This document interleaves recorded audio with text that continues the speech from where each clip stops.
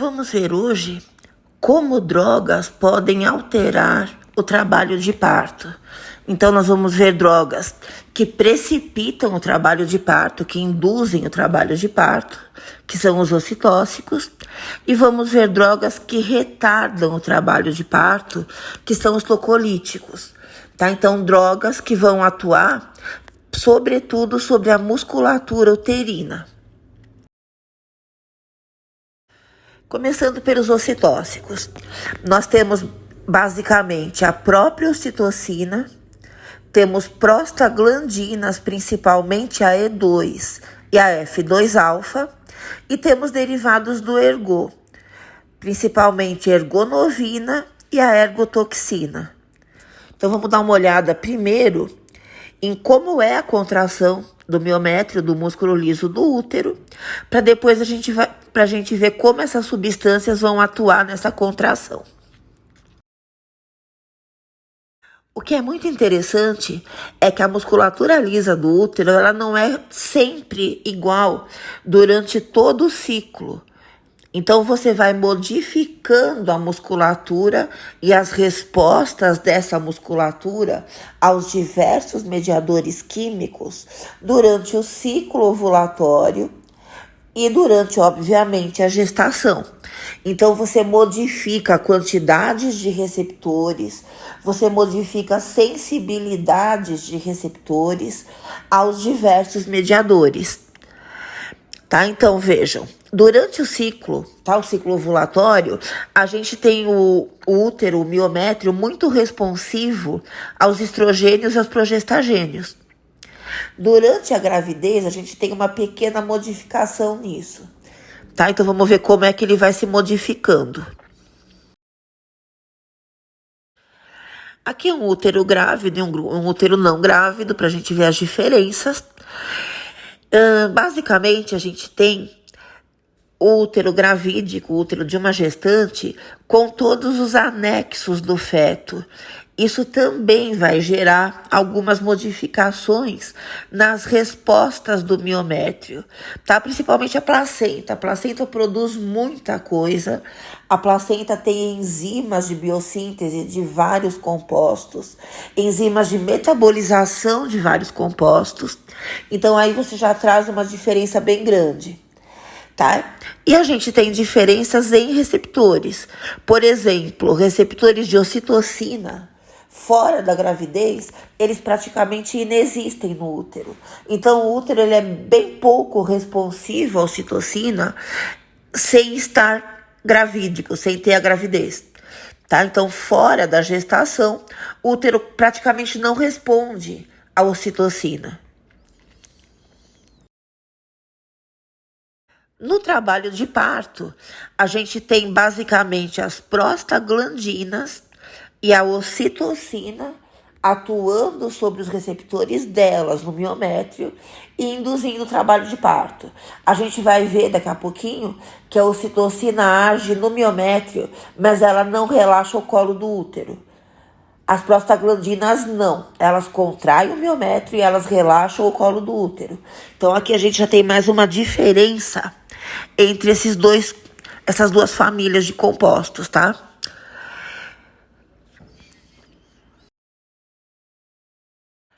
Ao longo da gestação, também a gente tem uma modificação na produção dos mediadores e nas respostas do miométrio a eles. Então, a fase 0, tá, que é o início, é a fase basicamente da progesterona. Então, você está aumentando a progesterona, isso faz com que as prostaglandinas se reduzam. Aí, o que você vai ter? Você vai ter uma diminuição da contração do útero.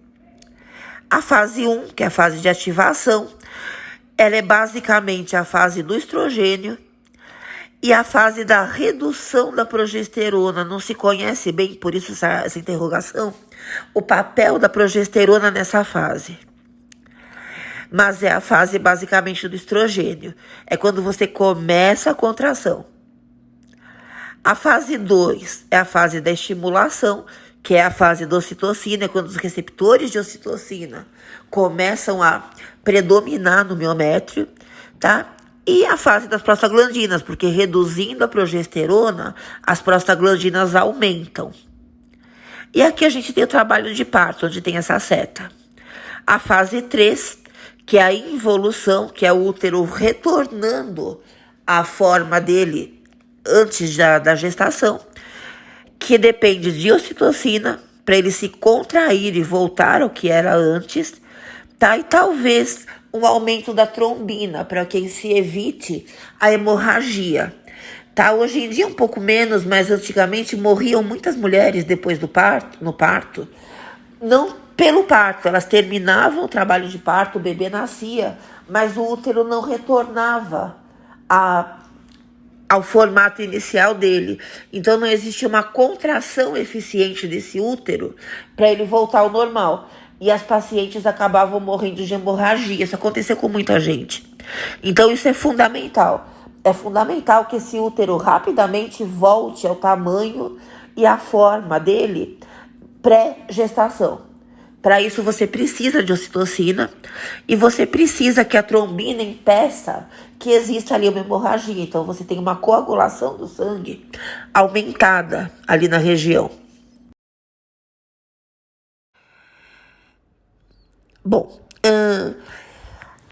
a partir da 20ª semana da gestação, o que você tem é uma presença de progestagênios se reduzindo, tá? Sobretudo progesterona, e uma redução num hormônio chamado relaxina, que é um hormônio que relaxa o miométrio, a musculatura uterina.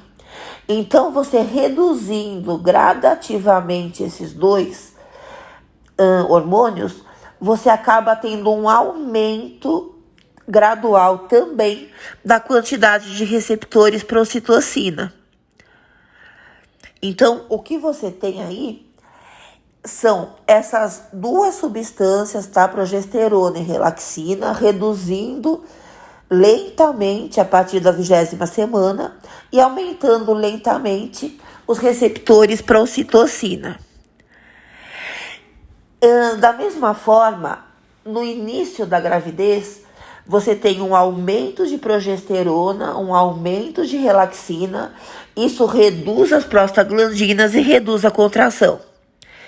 Tá? Então, você vai reduzir a produção das prostaglandinas e também se reduzem, de alguma forma, os receptores para elas. Então, você tem um útero muito menos responsivo às prostaglandinas, que é justamente para você manter a gravidez, para você não contrair esse útero.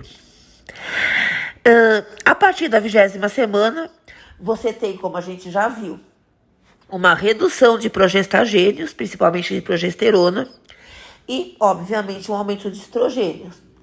Tá? Esses dois efeitos levam ao aumento novamente das prostaglandinas e ao aumento dos receptores para elas. Então, aí você vai preparando esse útero para o trabalho de parto. Então, você vai aumentar as prostaglandinas também aos poucos, tá? Ao mesmo tempo em que você aumenta os receptores de ocitocina, você aumenta a produção de prostaglandinas e aumenta os receptores para elas. Isso também lentamente até o momento do parto, tá? As duas substâncias juntas, então a ocitocina e as prostaglandinas, principalmente a F2-alfa, elas vão gerar as contrações uterinas para induzir e manter o trabalho de parto. Que é o que a gente tem aqui. Tá? Então, 12 semanas, 20, 30, 40 semanas de gestação.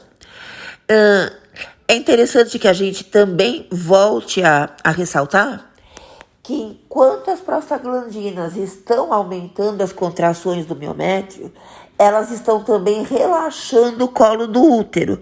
Então, a dilatação cervical, ela depende basicamente de prostaglandinas. A ocitocina não tem a capacidade de fazer isso. Ela aumenta as contrações do útero, só que ela não tem a capacidade de gerar a dilatação da cérvix. Tá? Então, você tem o colo desfavorável no que diz respeito só à ocitocina. A ocitocina não torna o colo favorável ao trabalho de parto. O que é um colo favorável? É o colo dilatado, para que você consiga fazer o bebê passar. As prostaglandinas conseguem, tá? Essa é uma grande diferença entre elas. Bom, a ocitocina ela tem meia-vida bem baixa, entre 5 a 12 minutos. Ela é biotransformada dentro do plasma, tá? Pela aminopeptidase ou ocitocinase, que é uma enzima que vai metabolizá-la no plasma. E você tem uma excreção hepática, uma excreção renal, tá? A eliminação aí não é o caso, tá? A excreção. Bom, isso é a ocitocina que você vai utilizar exogenamente. Então, a ocitocina como indutora do trabalho de parto. É claro que aquela que a gente produz também segue essas mesmas características, mas o nosso objetivo aqui é estudar a ocitocina como uma droga indutora de trabalho de parto. Na indução do trabalho de parto, tá? Ela é indicada para acelerar o trabalho de parto que já está induzido. Ela facilita a lactação, porque ela aumenta tanto a produção quanto a injeção do leite. E ela também, como a gente já falou, ela previne e controla hemorragias pós-parto, fazendo com que o útero rapidamente se contraia e volte ao estado em que ele estava antes da gestação. A ocitocina utilizada farmacologicamente para induzir trabalho de parto e para aquelas outras indicações que a gente acabou de ver, ela tem alguns efeitos adversos, sobretudo em altas doses, e nessa situação, o principal efeito adverso é uma hipotensão, mas uma hipotensão que não se mantém, ela não é sustentada, e ela é associada a uma taquicardia compensatória. Tá? Isso não acaba não sendo tão importante, mas acaba também no momento que a gestante já está numa situação de estresse ali, essa taquicardia pode gerar ainda mais estresse. Tá? Então é uma coisa que pode acontecer, mas com doses altas. Raramente, se você passa das doses terapêuticas, você pode ter asfixia fetal e ruptura do útero. Tá? Isso não é comum, pelo contrário, isso é bem raro. Como que você vai usar a ocitocina? Normalmente, você utiliza a ocitocina para induzir trabalho de parto. Normalmente, você usa a ocitocina em infusão lenta, endovenosa.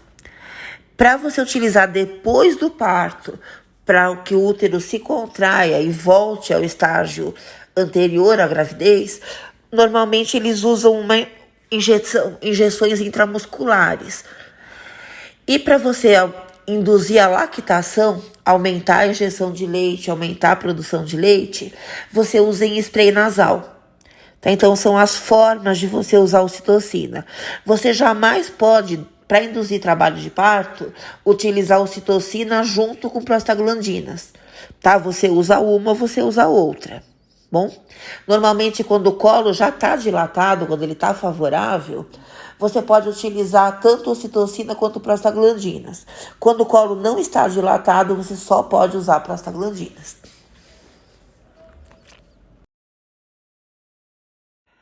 Basicamente, o que você tem é uma redução de progestagênios no momento assim, aumentando e chegando ao máximo essa redução no momento da indução do trabalho de parto, do início do trabalho de parto, e aí um aumento da produção de prostaglandinas, tá? Nesse momento, você tem também o aumento da produção de surfactante e o aumento da produção da COX-2. Você tem ali uma indução da COX-2, você aumenta a COX-2 em relação a 1.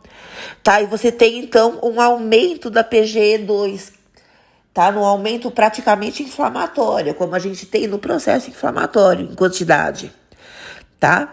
Isso vai gerar as contrações do miométrio, tá? O aumento da PGE2 e de outras prostaglandinas, principalmente produzidas na quantidade inflamatória, então produzidas pela COX-2, tá? Bom, isso vocês já viram. Então, biossíntese das prostaglandinas, você tem um ácido araquidônico sendo metabolizado pelas COX, gerando alguns endoperóxidos que vão gerar depois os prostanoides. Então, prostaglandinas, tromboxanos, tá? Você tem a prostaciclina, que vai atuar na coagulação do sangue. Enfim, pra gente interessa a PGE2 e a PGF2-alfa, que são as que contraem mais o miométrio. Farmacologicamente, a gente tem algumas indicações para as prostaglandinas. Então, indução de trabalho de parto a termo, tá? Com necessidade de amadurecimento do colo. Então, o que é amadurecimento do colo? É o relaxamento. Você pode utilizar para parto de feto morto retido. Pode usar para aborto, embora no Brasil seja proibido, exceto naquelas situações onde a lei prevê, mas também se usam prostaglandinas para isso. E também para o tratamento da hemorragia pós-parto, para você, de novo, contrair o útero ao estágio dele pré-gestação. Normalmente você pode utilizar análogos de prostaglandinas, tá? Inclusive o misoprostol, que é um análogo de PG1. Você pode usar por via oral dessa maneira, ou você pode usar por via intravaginal. Normalmente a via intravaginal no trabalho de parto, na indução do parto, ela é preferida.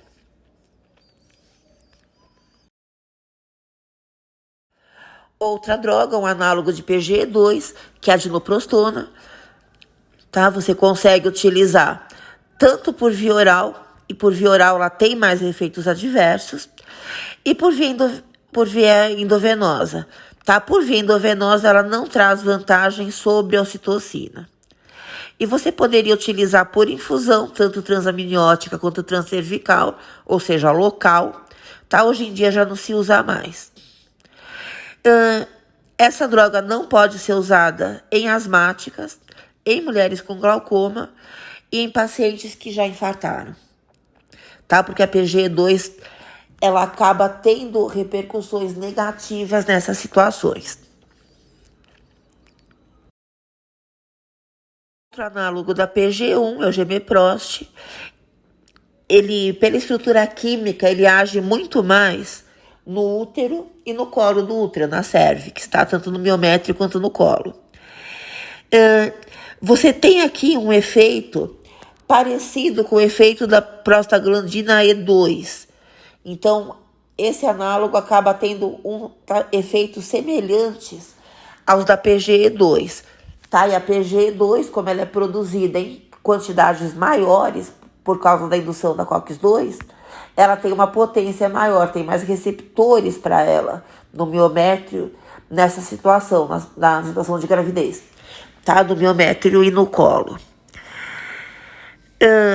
Da mesma maneira, você tem efeitos adversos, sobretudo gastrointestinais, tá? Então, aumento de contração, então náuseas, vômitos e diarreia. E você tem também efeitos no pulmão, contraindicando essa droga também na asma, porque você vai ter uma broncoconstrição também. Para induzir trabalho de parto, essa droga não serve, tá? Ela serve para induzir o aborto e ela serve também para induzir a contração do útero depois do parto, não para induzir o próprio trabalho de parto. Para você escolher entre ocitocina ou prostaglandinas para induzir o parto, você precisa verificar o colo do útero. Existe uma tabela, que é a tabela de Bishop, que tem as várias notas. Então, se mede a barriga da paciente, o diâmetro do abdômen, e se mede a dilatação. Aí se faz uma proporção, tá? Uma conta, para você dar uma nota, tá? E essa nota é o índice de Bishop. Índices abaixo de 2 significam que o colo não está dilatado o suficiente e nesse momento a ocitocina não funciona porque ela não dilata o colo. Aí você tem que usar prostaglandinas.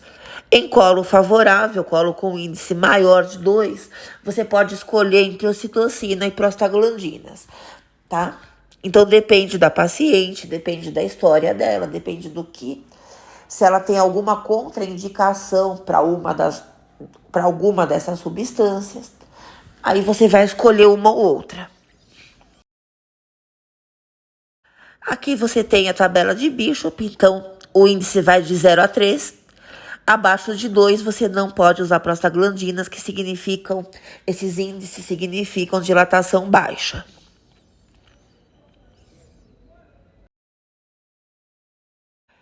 Alcaloides do ergot, vocês também já viram lá no sistema nervoso autônomo, você tem um aumento da contratilidade do útero. Tá? Então você consegue utilizar principalmente ergometrina, mas você pode usar qualquer um desses alcaloides. E ele faz uma contração no útero tônica. Então você tem uma contração, o útero contrai e se mantém contraído. Significando o quê? Significando que se o feto está lá dentro, você acaba matando o feto. Isso chama tétanos útero. Você impede que sangue chegue a esse feto. Ou seja, alcaloides do ergot só vão servir para ser usados depois do trabalho de parto, para fazer a contração desse útero, tá? Então você vai utilizar, olha, depois do parto. Basicamente, o mecanismo de ação é ou agonismo parcial ou antagonismo, tanto de receptor alfa-1, adrenérgico, óbvio, quanto de receptores de dopamina e de serotonina do tipo 5-HT1, tá? Esses efeitos se somam, levando a uma contração intensa do útero, contração de novo do tipo tônica, tá? Então você tem ergonovina, ergotoxina, a própria ergotamina você consegue usar. Então tem vários alcaloides do ergot que podem ser utilizados, tá? Mas sempre depois do parto, jamais com o feto lá dentro. Tá? Que é o que tá aqui, indicação. Então, controle de hemorragia pós-parto e pós-aborto. Você pode usar por via oral, por via intramuscular ou por via endovenosa quando você está com uma hemorragia grave. Então, quando a paciente já está correndo risco de choque, você já utiliza por via endovenosa. Isso para ergometrina, que é a mais utilizada, tá? Mas todas elas acabam tendo as várias vias também. Aqui, efeitos adversos, dependentes, obviamente, das ações em cada um dos receptores que a gente já viu.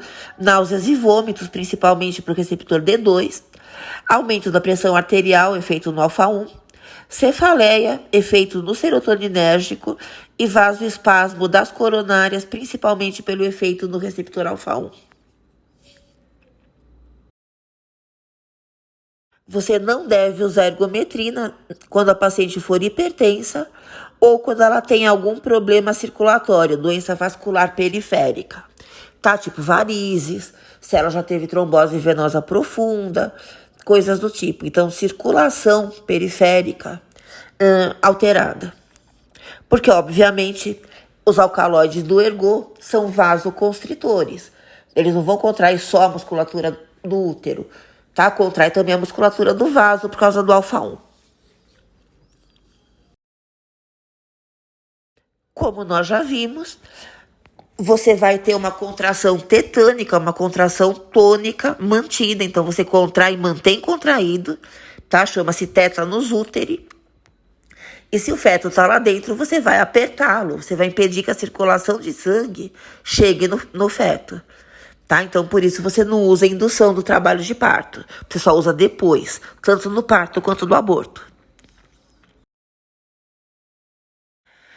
Em relação aos tocolíticos, as evidências clínicas já mostraram que depois que os pulmões do feto estão formados, não vale a pena você retardar o trabalho de parto. Então, em relação a desfechos desfavoráveis, tá, para o feto, não faz diferença você deixar o trabalho de parto transcorrer e manter esse bebê na UTI neonatal, ou você retardar o trabalho de parto e manter o bebê por mais tempo, o feto por mais tempo dentro do útero, tá? Então, depois que os pulmões estão formados, pode ser mais interessante deixar o trabalho de parto transcorrer e manter o bebê na UTI, tá? Na incubadora.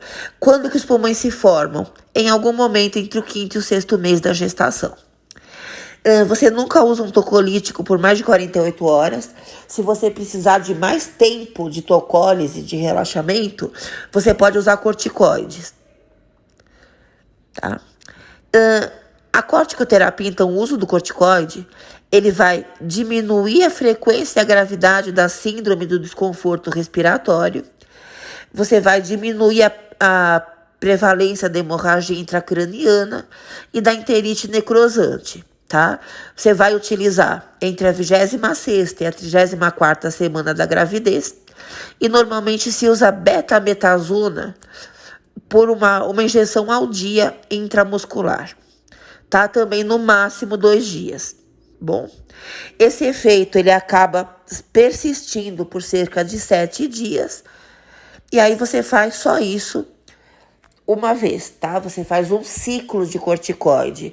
Em algumas ocasiões muito raras, você pode fazer 2 ciclos, tá? Mas não mais do que isso, porque o corticoide é uma bomba. Ele é uma bomba para o adulto, imagina para o feto. Então tem um monte de efeitos adversos, tá? Então assim, você vai utilizar, mas com cautela. Antigamente se usava a própria progesterona para retardar o trabalho de parto e para, obviamente, impedir o nascimento prematuro.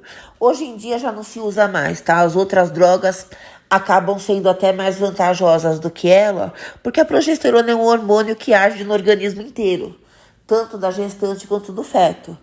Então, é mais interessante utilizar uma droga mais específica. O que a gente pode usar? Agonistas beta-2 adrenérgicos, a mais usada é a terbutalina. Hoje em dia vem se indicando o uso da ritodrina, que ela parece estar apresentando vantagens.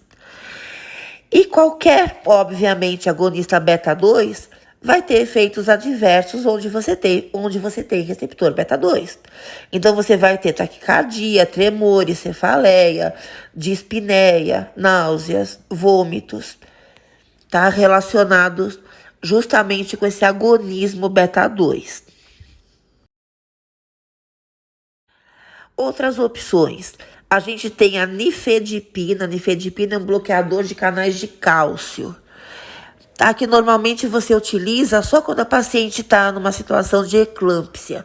Quando ela está fazendo eclâmpsia, a nifedipina é indicada. De resto, hoje em dia se usa muito mais os beta-agonistas, como a ritodrina, que hoje em dia está sendo, ela vem sendo mais indicada, tá? A terbutalina é ainda mais usada, mas hoje em dia está se preconizando o uso preferencial da ritodrina, porque ela tem um perfil de efeitos adversos mais interessante, tá? Isso ou por via oral ou por via endovenosa, numa situação de emergência realmente, ou por via intramuscular. Tá? A nifedipina, como qualquer bloqueador de canal de cálcio, ela pode gerar problemas no ritmo cardíaco. Tá? Então, isso já é um problema mais sério. Então, podendo utilizar qualquer tocolítico, a primeira escolha é o beta-2 agonista, porque os efeitos adversos deles você consegue controlar com mais facilidade, tá? Do que das outras drogas. O sulfato de magnésio hoje em dia já não é mais usado para isso. O magnésio ele vai atuar em qualquer músculo liso, esquelético, cardíaco, tá? Competindo com o cálcio. Então ele vai impedir que o cálcio faça a contração dos músculos. Você tem efeito adverso na musculatura esquelética e no coração. Então hoje em dia ele já não é mais tão usado, já não é quase usado nunca. E você tem a tozibana. A tozibana ela vai atuar como antagonista no próprio receptor de ocitocina e no receptor de vasopressina, que pra gente aqui não interessa, tá? Mas é um antagonista de ocitocina.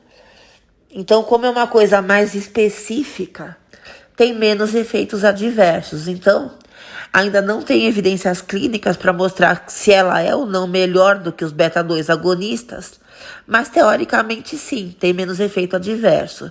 tá? Mas não tem ainda pacientes suficientes que usaram para que a gente saiba realmente se ela tem mesmo vantagens sobre os beta-2.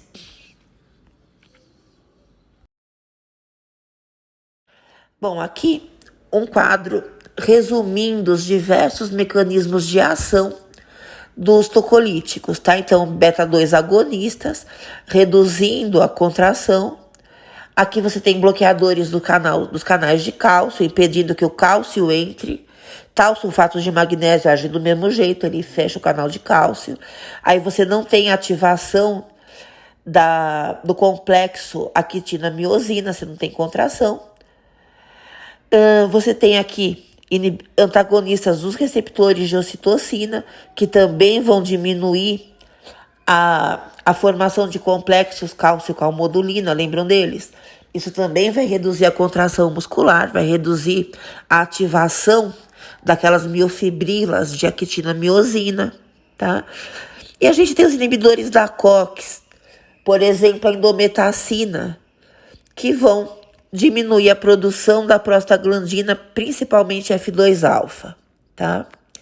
Então, aqui um resumo dos vários mecanismos das drogas que a gente pode usar como tocolíticas.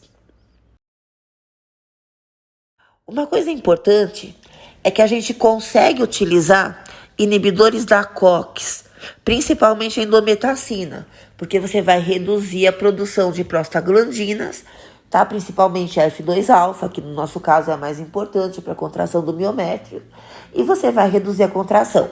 Só que você não pode utilizar inibidores da COX depois da 30ª semana de gestação, porque assim, dessa maneira, aí qualquer inibidor da COX, tá? Seja pelo motivo que for, a paciente está com dor de cabeça, ela vai tomar uma aspirina? Não pode, tá? Porque isso predispõe ao fechamento precoce do duto arterioso. Lembra do duto arterioso lá da embriologia? Que faz aquela ligação entre as câmaras do coração. Esse duto arterioso ele tem que se fechar no final da gestação ou até imediatamente após o nascimento. Se ele se fecha precocemente, você aumenta muito o risco do feto nascer com hipertensão pulmonar, tá?